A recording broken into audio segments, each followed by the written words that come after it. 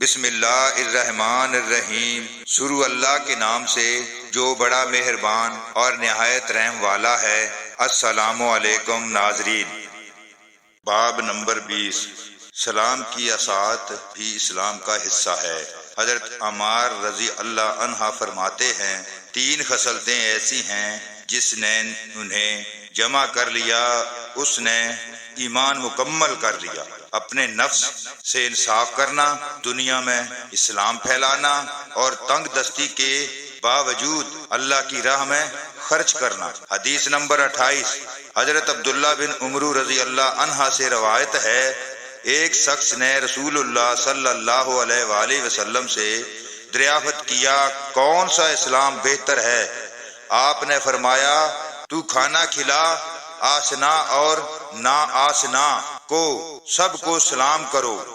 باب نمبر 21، خامد کی ناشکری بھی کفر ہے، لیکن کفر میں فرق ہے۔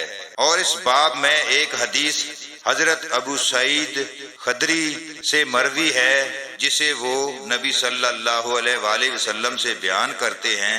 حدیث نمبر 29، حضرت ابن عباس رضی اللہ عنہ سے روایت ہے، انہوں نے کہا، نبی اکرم صلی اللہ علیہ وآلہ وسلم نے فرمایا، میں نے دوزخ دیکھی تو وہاں اکثر عورتیں تھیں کیونکہ وہ کفر کرتی تھی۔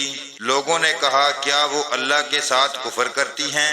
آپ نے فرمایا، نہیں، بلکہ وہ اپنے خامد کا کفر کرتی ہیں، یعنی ناشکری کرتی ہیں اور احسان فراموش ہیں۔ وہ یوں کہ اگر تو ساری عمر عورت سے اچھا سلوک کرے، پھر وہ معمولی سی ناگوار بات تجھ میں دیکھے تو کہنے لگتی ہیں کہ مجھے تجھ سے کبھی آرام نہیں ملا۔ اللہ تعالی ہم سب کو دین کو صحیح معنوں میں سمجھنے کی توفیق عطا فرمائے، آمین ثم آمین۔